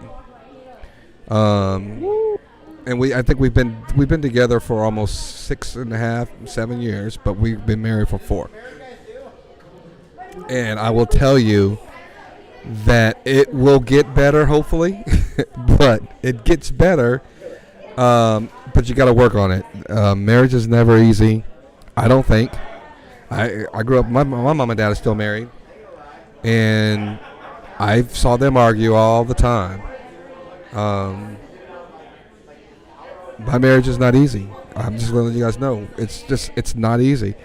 There are times where you will find it in yourself that you want to give up, but they say divorces happen when both people decide to stop working. And marriage is not 50-50. It's 100%, 100%. You have to give 100% to it. If you give 50% of your affection to anyone, you're a loser. And you give 100% of your affection to your children, to your spouse, to your parents, whoever else you decided you want to give your affection to, give it 100%. But I mean, I can go on and on about relationships. Again, I don't have the perfect relationship. My wife and I have problems all the time. But I still find at the end of the day, I sit outside in the garage, I'll listen to some smooth jazz, I'll light up a cigar, and I sit there and talk to myself about what I could have done in order to do or handle something better. Was I at fault? It's not always my fault. Look, man, I'm telling you right now, it's not always your fault. When your arguments happen, it is not always your fault. And if you get a louder voice than your wife or your significant other, that makes it seem as if it's your fault. But just because we speak louder doesn't mean that we're the person to blame in that argument. Mm-hmm. There are people who I believe that are called passive aggressiveness, that actually are really aggressive, but then when you get back on them, they want to act like, oh, you offended me. Hold on. Every action requires a reaction. Period. just because you acted this way and I responded doesn't mean that I'm the bad guy. You got to tell yourself those types of things, and then you have to make sure that there are boundaries, like we were talking about with Trey. I mean, there are boundaries you still set up within yourself in your relationship, and you can still be happy. You don't have to sit there and say I'm making sacrifices just because of I'm in a marriage. Go ahead. What are you gonna say? No, I was laughing at what Kenneth said. Been married for 25 years. It's always my fault. Well, I know Ken. It is always his fault. Of course it is. And so, and Marcus, do you have anything to input on that? No. So, what I want to say too, and I think it has to do with times changing. It kind of goes back to what we talked about last week, right? Think certain things were acceptable back then, they're not acceptable now. Times are changing. So it's funny that you said that, Kenneth, because what has always been echoed through marriages to make marriages work? Happy What's wife. the one saying. Happy wife, happy life. Yeah. I hate that saying. I do too. Dude. Oh, I hate it. So, and Kenneth, I'm not talking about your marriage. I'm not you personally. You just brought it into my attention and made me want to think about it. So, or not think about it, but talk about it. I think that's one of those things that are starting to change here now as like new couples, new marriages come along. It's not becoming all, hey, just whatever your wife wants, that's what you do, right? Because I'm really starting to see like me now when I'm, wanting to engage with someone, I'm like, hey, I'm not the type of man that's just gonna, whatever you want, that's what's gonna happen. No. We're both gonna we're gonna compromise on everything together and make it happen. Now I understand there's certain times and certain moments where, hey, sometimes you should just bow out and bow down and, hey, you're right. All right, babe, have a good day. You were right, I was wrong. But I think that saying happy wife, happy life deal is like one of those things that needs to be put away with. Maybe that's some toxic masculinity inside of me, but whatever. Man, toxic or not, I'm right there with you, and I'll double down on that. I don't believe in that. I understand. I do believe in the man being the provider and the protector of his family and of his home and his wife and his children, but I don't subscribe to the theory that I need to do everything within my power to make her happy all the time, and then I get nothing from it. Man, that gets me fired up right there. So What happened? I'm listening. It's funny. It's funny you guys are talking about it because I kind of disagree with both of you. No, it's okay. Because I believe if you're the man in a relationship, listen, if you're two parties in a relationship, you should know the wants and needs of that person. Okay? Yes. So if you know the wants and needs of that person, there should never be sacrifices.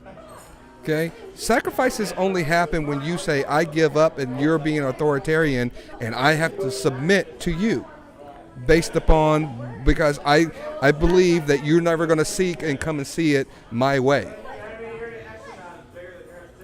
So why would you be in a relationship when you sit there and you go, this person is only going to want to take from me? Again, it's never a science. It's not an exact science. I'm not a relationship expert. But when you're dating or you're in a relationship, everybody has to be conscious of everybody else's feelings and their desires and their wants and their needs. So if you're not paying attention to those things, you're not involved in that relationship. You're missing. You're absent. You're just taking it on for yourself in order to be satisfied, I guess, in a current situation where you're just going through the motions. I'm not a person that likes going through the motions. Again, I told you guys before, I used to be a womanizer. I used to, prey on women who I knew they were looking for this and for that. And if I could take something out of that, that was what it was. And 9 times out of 10, it probably was sexual. But when you start, and I've been to therapy, guys. I have gone to therapy, and when you start talking to yourself and having conversations about yourself, I talk to myself about how to be a better dad. I really sit down and ask me, what am I doing? How I can be a better employee? How can I be a better, husband? How can I be a better, neighbor? All these types of things. When I'm sitting in my zone with my cigar, and I'm sitting there with the smooth jazz and a bottle of bourbon or scotch or whatever, those are the conversations. And my question to you two gentlemen right now is, when's the last time you guys had one of those self-reflective moments where you sat there and you just regurgitated everything that happened in an instance or a moment, and you said to yourself, I am talking to myself to be better about this situation? The truth? I'll take that as a yes. But yesterday, not even joking, just had a self conversation, about me as a man, the growth I'm having, where I am in life. And I actually do that all the time.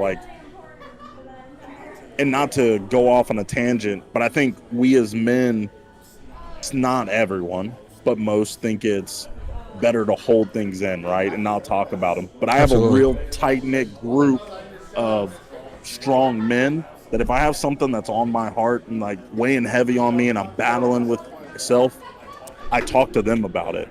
And I just, hey, let me get your opinion on this. What do you think about that? And one of my main people that I do that with is my dad. I mean, we literally had an hour conversation in the truck sitting in the driveway, I think probably 5 days ago. Just an hour and a half sitting there in the driveway before going to the house. Just about life, him just continuously giving me advice about stuff, etc. So, I do a lot of self-reflecting personally all the time. I'm not going to say I'm like Buddha now, but I've definitely calmed down and learned that just because I'm 6'5" and 300 pounds and can crush someone, I don't have to be like that all the time, I can just be calm. How's the saying go? You attract more bees with honey than whatever. I don't know how it goes. But I'm a nice person, and I'm at peace because of that. Experiences supposed to do that to you. I commend you. I mean, I've seen your growth. I mean, I'm family, so I know who you are and where you've done, and what we've both seen. We're family, like I said, and so I don't expect to look at you and see the same person I saw 5 years ago, 2 years ago, or a year ago. I'm expecting to see growth. And here's a question to the group. And by the way, Kenan, you're right. In relationships, there's a lot of give and take in relationships, but you can't always be the giver. And when I say give and take, it's not about gifts.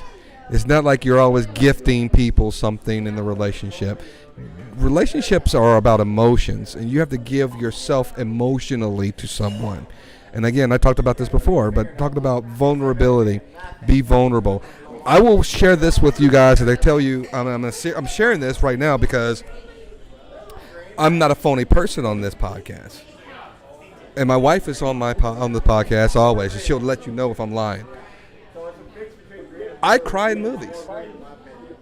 I literally don't boo-hoo, but I watched Spider-Man Coming Home, or Never Come, whatever it is called, last night.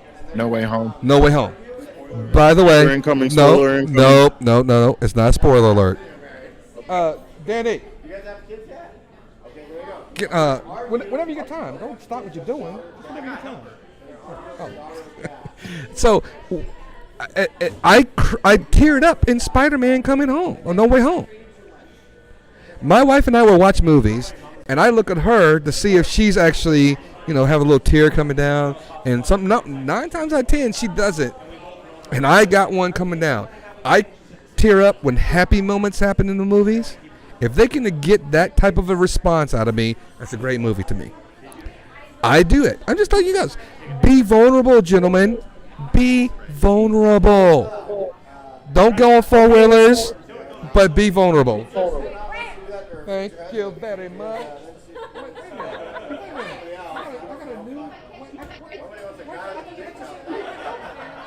Never mind. Oh, it looks like his You're new fired. beer helper. You're fired. See, Danny? Uh-oh. Apparently I'm not good help. Guy's silly, dude. Sorry. Anyway. Silly. But be vulnerable. Be vulnerable, people. Just literally, if you're vulnerable and you show a true person, don't fake it to make it. But if you can just, and Ken said it, if there's a lot of give and take, keep giving. Keep giving. Until you can't give anymore, keep giving. I'm a giver. What say you, Marcus? Sometimes that giving runs out. Just saying. Marcus sounds a little jaded on Wait, this subject. hold on. I agree. Let's go Wait, jaded. wait a minute, Marcus. I agree. That's all I'm saying. I 100% agree with you on that one. Where's Melissa? Where's Melissa? That's what. Drain that You know, tank. she's actually giving me great relationship advice as well. I will say that, not to be on my soapbox tonight, but my parents, I just have that relationship with them. I can talk to both my parents about anything, and they both give me fantastic advice. And I am so grateful, because not everyone has that, right? Not everyone has parents that they can talk to them about anything, and they'll just give them fantastic advice. They won't judge them for it or look at them differently. I mean, I can literally I shared some pretty personal stuff with my dad the other day, and he just gave me advice on it. You know what I mean? Didn't bat an eye when I shared it with him, He was just, genuine. And that's why, hey, shout out to mom and dad. Right. You're the reason that I'm a fantastic dad, and I I listen, strive to be like both of you. I'll be honest with you. And in case you guys didn't know, Trey's dad is like my big brother. I didn't have a big brother. I do have a big brother, but he was never in the picture really from the age of like 17. So I always, looked up to Trey's father as my big brother. He mentored me a lot. And every time that I talk about a story too, I was always talking about your dad in the cars and your dad and we were meeting girls and all that kind of stuff. So there's a lot of stories that I attribute to your father as being my, big brother. But also, you may or may not know, but your mother's also been a very integral person in my life as well, because I know too, like you say, she's an easy person to go and talk to. If she's not a phony person, she's never going to give you any information that, she wouldn't, advise or do herself. So I have a high regard for both your parents, as you know, because I know that they've never steered me wrong, and I know I have a lot of love for both of them. So I'm just want to, that Trey's you're blessed individual. Thank you. I appreciate that. Yeah, and Jennifer's like saying her mom, she passed away. It was 4 years ago, a couple of weeks ago, and that was her sounding board as well. The one thing I always tell, I will be honest with you, Jennifer's mother was the one person that actually said something, and I think she said it to one of Jennifer's brothers, and they relayed it to me before she passed away. Jennifer and I never had we never had. I'm saying we there were times where Jennifer and I had rocky moments, and her mom told me Jennifer and I broke up. We had a relationship. We broke up, and then we got back together. And her mom was the first person to say, "You know what? Jennifer's always loved you, Brian. She's always loved you, no matter what. She's always loved you. Even when she went away, and you guys went to different ways, she still loved you." Then when she was getting close to passing away, her brother said, my mom always said, you and Jennifer need to cut out the bullshit. Didn't say bullshit, but cut out that stupid stuff and just be with that person you love. If you cut out a whole lot of crap in your life and you cut out a whole lot of stuff, and I'll be honest with you, when me and Jennifer lived before we moved to Little Rock, I was the guy who was with your dad sometimes, not at home. Sometimes I'd be hanging out with my neighbors sometimes. This is before we got pregnant. And there were times where I'd pick up Jennifer from work because I said, hey, babe, I'm going to be nice today. I'm going to drive you to work so you don't have to drive, and I'll pick you up. Be sloppy drunk on the way picking her up. Already had some fun and all that kind of stuff. Just a jackass, man. A jackass. And I guarantee you, everybody has that story as a husband. We've had stories where we were just jackass, but we can't think of. Maybe there are some, but I guarantee you our wives didn't have the same amount of stories that we probably could tell each other. Oh, how big of a jackass we were to our wives.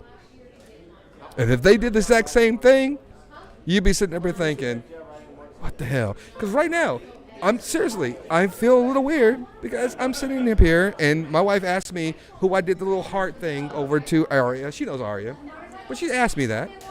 But if my wife was sitting here having a podcast and I was at home and she did a heart thing, I know I'd be asking the same kind of questions. Probably driving up here with my son and be like, woman, who you doing the heart with? Who are you hugging on? She probably had him in the car seat, ready to go. She said, you know what? Let me just let me give him a chance. Yeah, but she gave me a good out. I appreciate that, baby. I love you. I appreciate that. But it's tongue in cheek, but it's weird that we allow ourselves to do things that we probably would not allow our wives to do. And I don't know why we do it. I don't know why that's so. Marcus, tell me, why do we do it? I got home. Listen, me and my best friend, I keep talking. Me and my best friend, Tim, came up here, and I think I shared the story, or maybe I didn't, but we came up here last week, and we got tore up from the floor up. Got home. After this place had closed down, we went somewhere else and got drunk. We went somewhere else after this place. And I got home, and I was sloppy drunk. Just, oh, baby, I love you, blah, blah, blah, blah, whatever. And I passed out and woke up the next morning, and she was still pissed. And I said, I'm sorry. I said, I don't know exactly what I said, how I said it, or what I said, but I'm sorry for all of that. Imagine if your wife did that exact same thing. How would we feel as men? It's weird that we do these things, we repeat them, because I know it's not the first time, won't be the last time. But if my wife doesn't do that, because they're smarter than we are, they don't want to do it. Right, Jennifer, he is awful. I'm gonna whoop his ass after this podcast. Don't worry. But we do it. Why is that? Why is it that it happens? So could it be that deep subconscious pressure that we men feel, for whatever the reasons are? I don't know. I think that's a subconscious thing. Maybe it is. I know why. I can tell you right now. Well, first of all, I never do it on purpose. Never. You're right.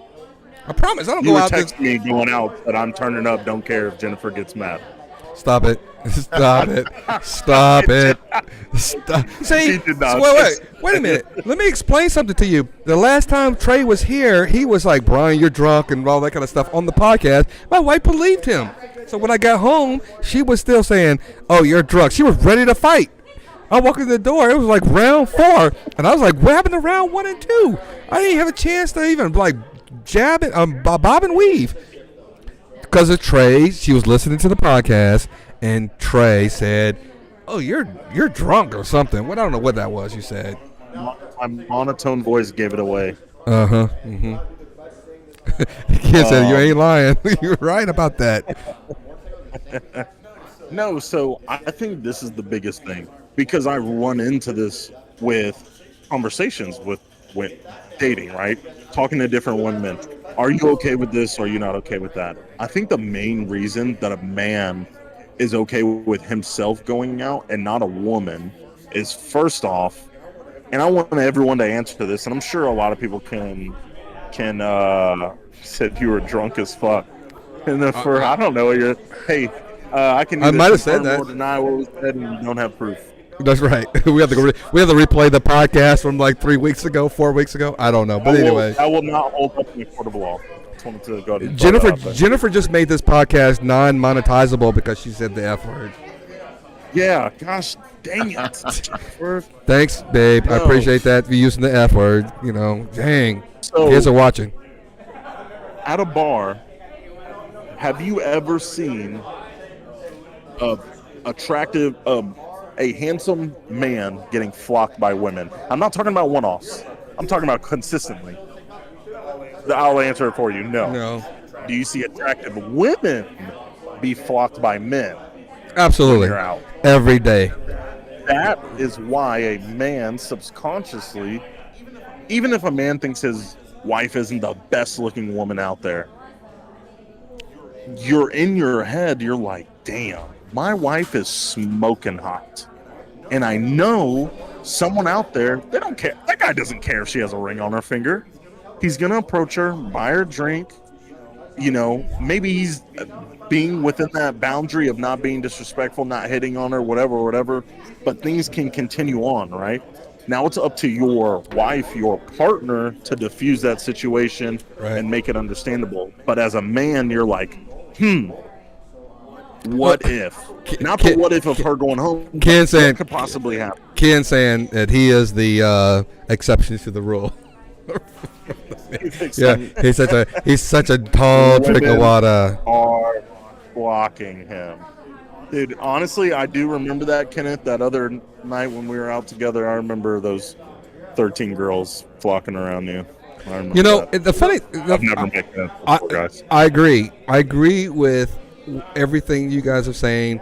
I think that I am comfortable in my own skin, that I'm loyal to my wife, that even if I'm sitting here having a... And by the way, look at the podcast. We're 3 good-looking individuals, I think, in my assertion. And there has never been any person that came up to our podcast and goes, hey, sexy, take me home. Exactly. If it was like 3 women, the guys That would were be sitting there attractive. going, hey, here's Oh, my number. Call me, baby. Can I come on your I hear what you're podcast? saying. Yeah. Yeah. Over there. I Is can that, give you is that some great... Ken is not an alpha male. He was on the front seat of the 4-wheeler story. Alpha. Ken was on the front seat of the 4-wheeler story that I'm about to tell you guys. Excuse me. So just everything you think you know about this 4-wheeler story, Ken, I'm going to superimpose your name on every storyline as opposed to what really happened. So be prepared for this. And it's going down in history on the podcast. Here, because we're... Okay. I'm ready to Yeah, hear this. yeah, we got to hear this story. All right, so Ken and I were neighbors. And we used to drink almost every day. Because, again, I was working from home. Even before working at home was cool, I was working from home. And I would be drinking with one of my neighbors at like 1 o'clock in the afternoon. Because it was like one of those things where I can get by doing a little, but, doing a lot. So one day, I'm golfing a lot, an awful lot. And so when I'm golfing, this guy is like, I'm getting ready to go hunting. What is it? Don't even. Ken is like, don't even. So anyway, so this guy is my friend, and I'm sitting there saying, "Hey Ken, I like to golf, and you like to hunt. Why don't you go golfing with me if I go hunting with you?" Or he may have approached it to me like that. He goes, "Brian, I'll go golfing if you go hunting with me." So I'm like, okay. I'm probably not going to shoot anything. I'm a little sensitive. I already told you I cried in movies. So I said, I'll go. And he said, just go to the deer feed with me to put the deer feed and stuff like that out there. So anyway, as he's putting the deer feed out, we're driving around this deer lease. I don't know if you guys know what a deer lease is. On this 4-wheeler. It's hot as balls. I don't know why I decided to share this story with people, but I shared the story, and I'm sharing it with you guys now. Don't make fun of me. I'm sure you will. We were shirtless on this four-wheeler. So you got a grown man in the front and a grown man in the back. Oh my God! You guys, I'll say it. Wait. I fucking gay for that, dude. Hold on a second. Hold on a second. Just tell me you were on the back holding on to him. No. Arms around. No, there was, Oh my God. there's a basket thing, and so I'm holding it like this. I'm holding Dude, it. this is some like this. Brokeback Mountain shit. What's going on? So the funny thing about this whole scenario is the guy never played golf with me after this visit. Not only did he not pay, not only did he never play golf with me, the cell phone that I took with him, with me, he dumped it in some water because I had some pictures on there that were like personal, not of me, but that people had sent me, and he was like, in the water. He was a hater. I feel like you're leaving a lot out of this story. I am leaving a lot out of the story. I feel like you're leaving a lot of this story for repercussion purposes. But okay, every I'll let you live. every time that somebody says a four-wheeler story, we probably play golf in the spring, summertime. We probably play twice a week, and I guarantee you, at least one of those two times, somebody mentions a golf, the four-wheeler story. Nice. All right. I like it. Listen, to be continued, folks. I want to just start off. I want to end with this. You're learning about Brian's real life in the air. It's so stupid. Ken is one of our golf buddies, by the way. I want to share this story with you guys because I wanted to end on this anyway. And you guys are going to be surprised because our golf buddies were talking about this, and I had no idea. We're talking about rap music.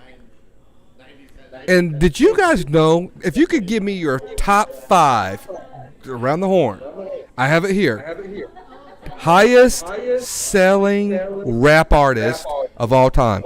Not the best, who you think are the best rappers. Highest selling rap albums of all time. Go, Trey. Top 5. Ice. Who? Maybe.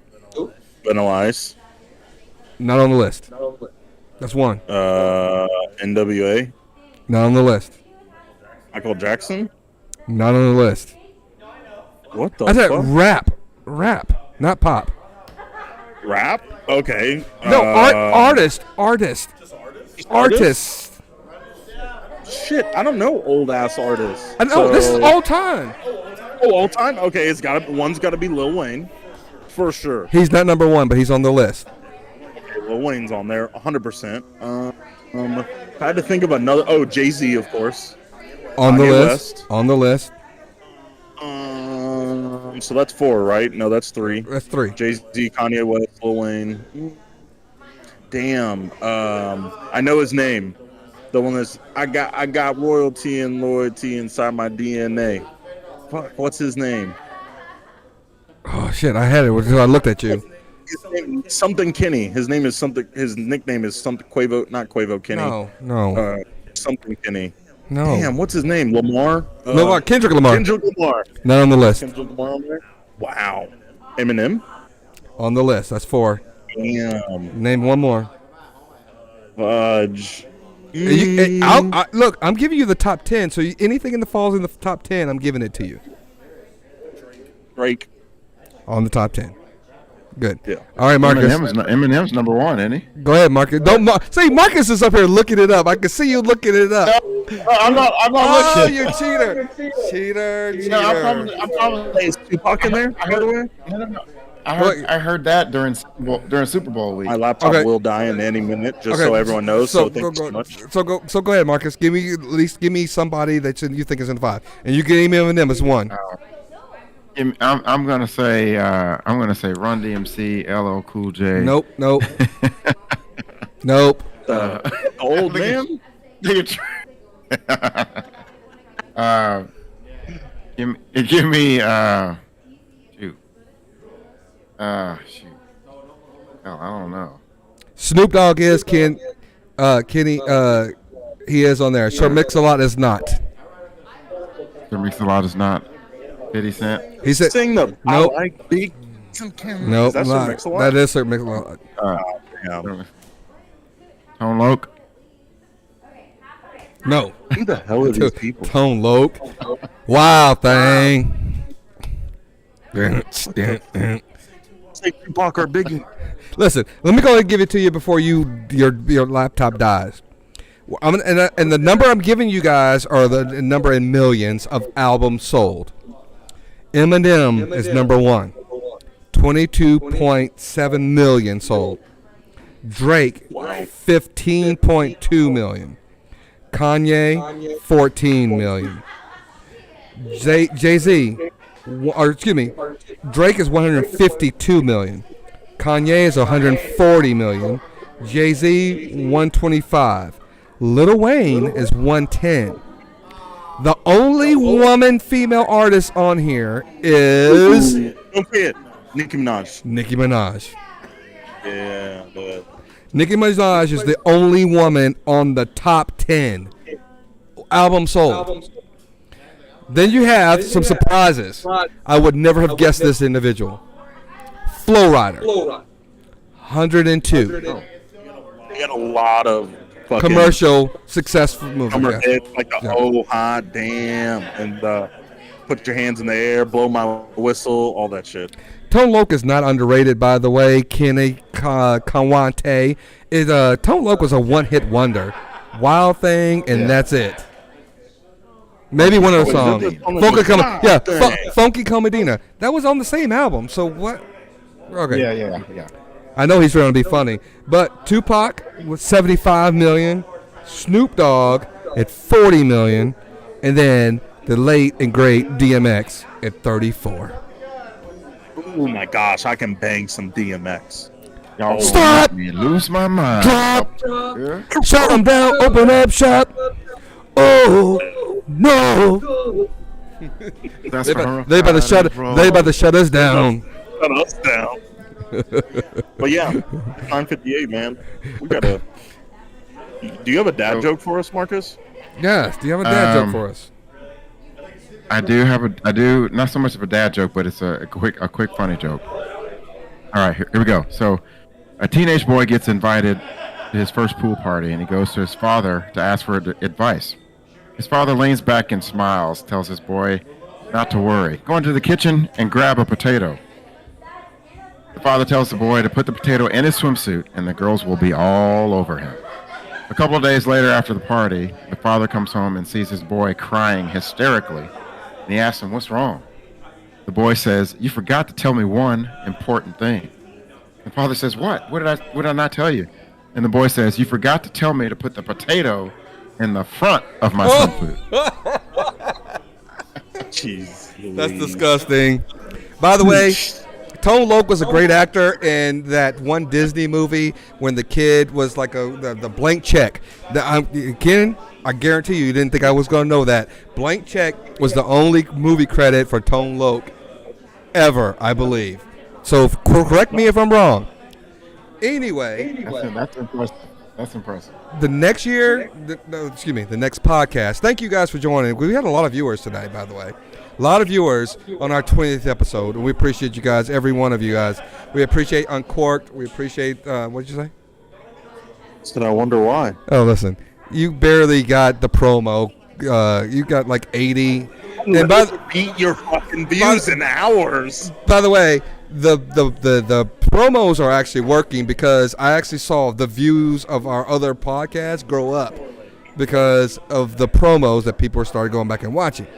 But anyway, I just want to say thank you to Uncorked again for allowing us to continue to do this. As long as you guys allow us to do this, we will be here.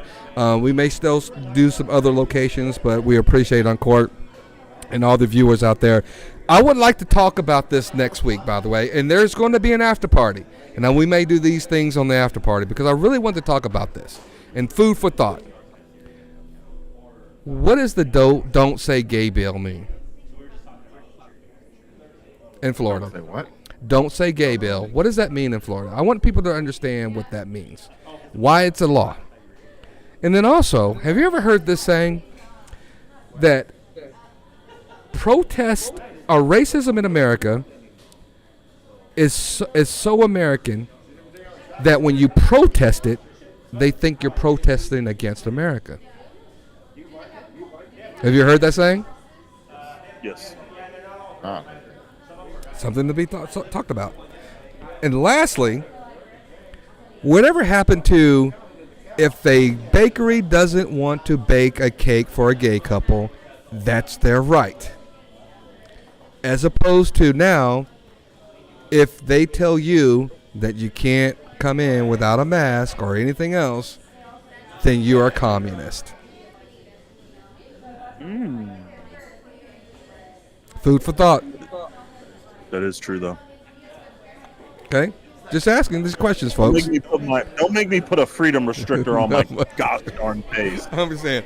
So, America, red, again, white, and blue. all right, guys, we appreciate you, every one of you guys, for for watching and joining us tonight. We are always at Uncorked. We're always on Facebook Live. We're on Twitter. We're also on Twitch. We're Drinks and Discussions. He's Marcus. He's Trey at the bottom. And if anybody else wants to talk about anything, please ask us, talk to us. We're always going to be here every Tuesday at 8 p.m. Central Standard Time. And for all of our hosts, I am Brian. We